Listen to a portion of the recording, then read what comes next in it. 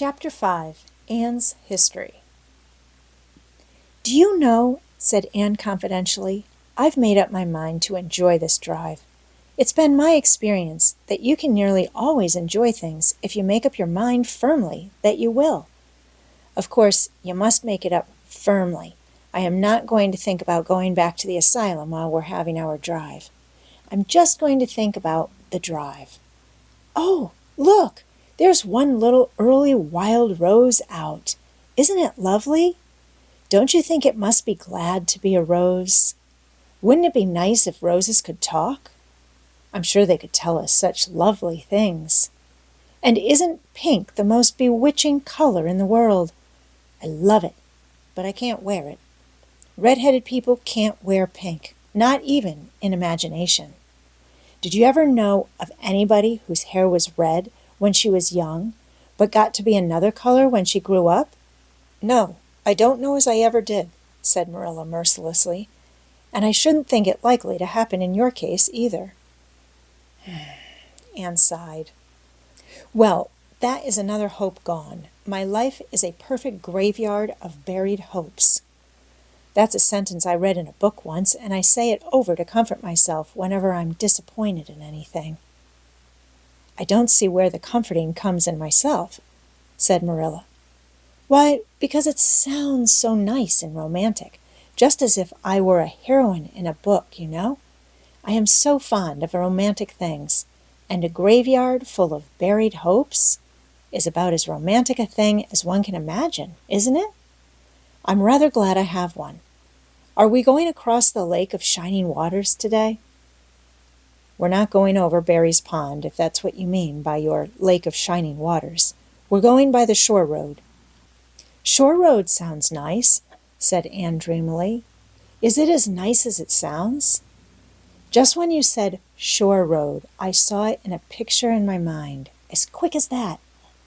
And White Sands is a pretty name, too. But I don't like it as well as Avonlea.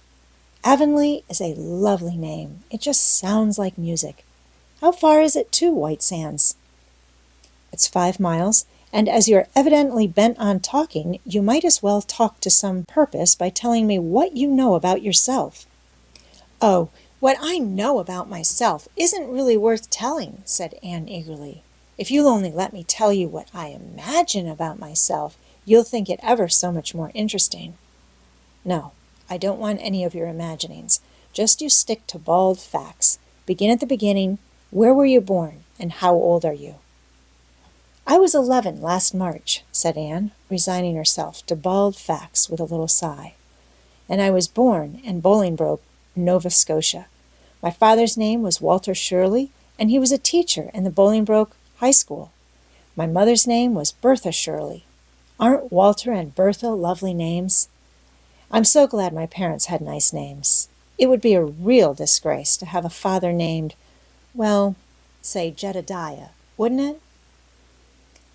"I guess it doesn't matter what a person's name is as long as he behaves himself," said Marilla, feeling herself called upon to inculcate a good and useful moral. "Well, I don't know." Anne looked thoughtful. "I read in a book once that a rose by any other name would smell as sweet, but I've never been able to believe it. I don't believe a rose would be as nice if it was called a thistle or a skunk cabbage.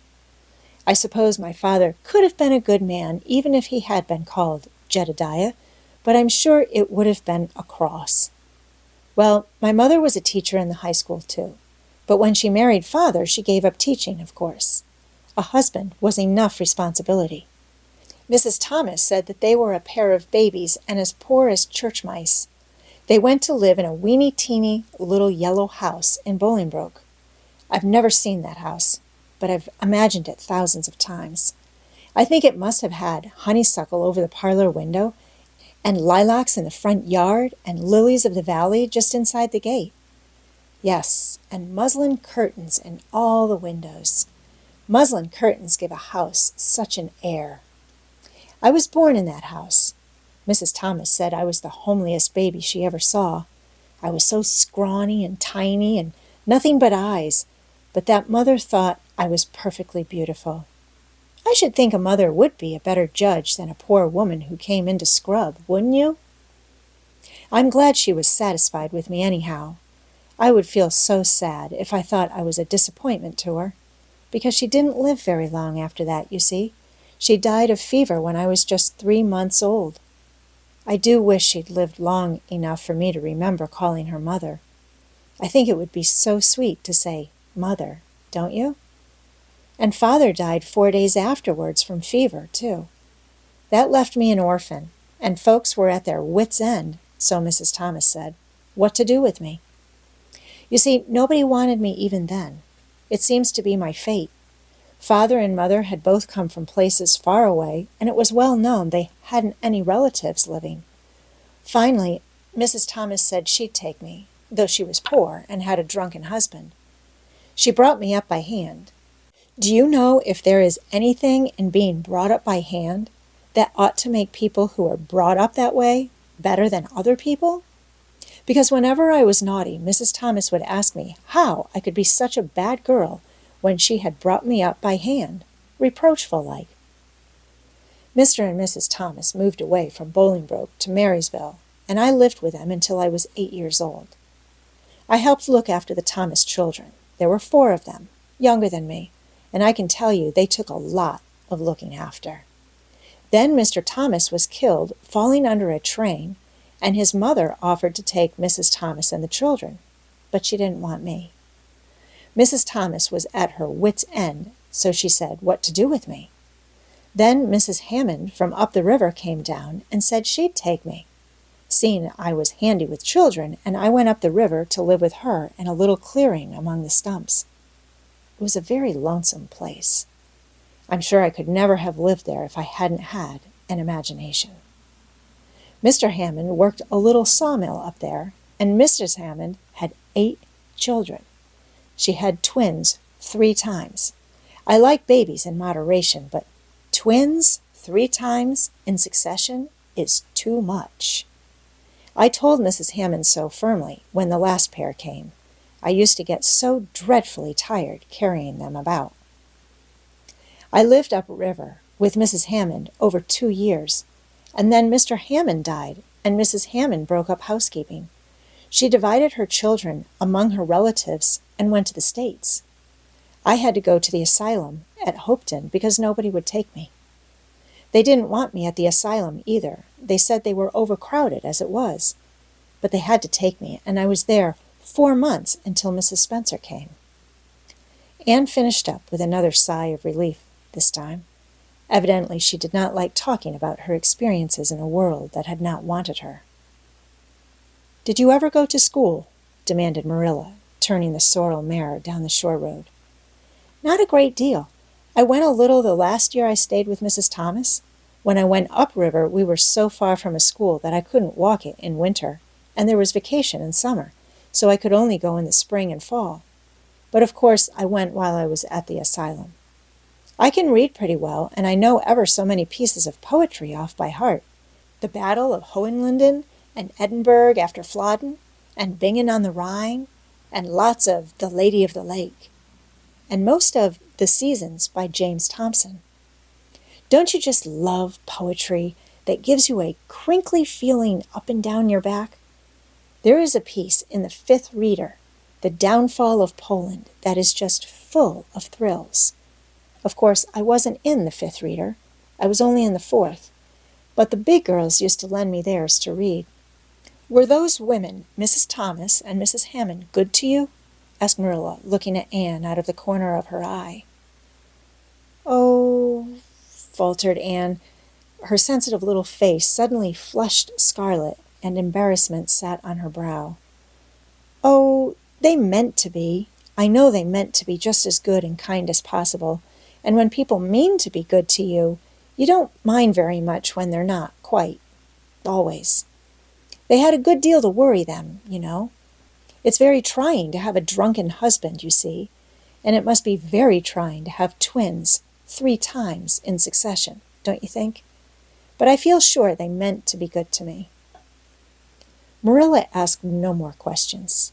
Anne gave herself up to a silent rapture over the shore road, and Marilla guided the sorrel abstractedly while she pondered deeply. Pity was suddenly stirring in her heart for the child. What a starved, unloved life she had had. A life of drudgery and poverty and neglect. For Marilla was shrewd enough to read between the lines of Anne's history and divine the truth. No wonder she had been so delighted at the prospect of a real home. It was a pity she had to be sent back. What if she, Marilla, should indulge Matthew's unaccountable whim and let her stay? He was set on it, and the child seemed a nice, teachable little thing. She's got too much to say, thought Marilla, but she might be trained out of that. And there's nothing rude or slangy in what she does say. She's ladylike. It's likely her people were nice folks. The shore road was woodsy and wild and lonesome. On the right hand, scrub firs, their spirits quite unbroken by long years of tussle with the gulf winds, grew thickly. On the left were the steep red sandstone cliffs, so near the track in places that a mare of less steadiness than the sorrel might have tried the nerves of the people behind her. Down at the base of the cliffs were heaps of surf-worn rocks or little sandy coves inlaid with pebbles as with ocean jewels. Beyond lay the sea, shimmering and blue, and over it soared the gulls, their pinions flashing silvery in the sunlight. "Isn't the sea wonderful?" said Anne, rousing from a long, wide-eyed silence. "Once when I lived in Marysville, Mr. Thomas hired an express wagon and took us all to spend the day at the shore 10 miles away. I enjoyed every moment of that day, even if I had to look after the children all the time. I lived it over in happy dreams for years. But this shore is nicer than the Marysville shore. Aren't those gulls splendid? Would you like to be a gull? I think I would. That is, if I couldn't be a human girl. Don't you think it would be nice to wake up at sunrise and swoop down over the water and away out over that lovely blue all day? And then at night to fly back to one's nest? Oh, I can just imagine myself doing it. What big house is that just ahead, please?" "That's the White Sands Hotel. Mr. Kirk runs it, but the season hasn't begun yet. There are heaps of Americans come there for the summer. They think this shore is just about right." "I was afraid it might be Mrs. Spencer's place," said Anne mournfully. "I don't want to get there. Somehow it will seem like the end of everything."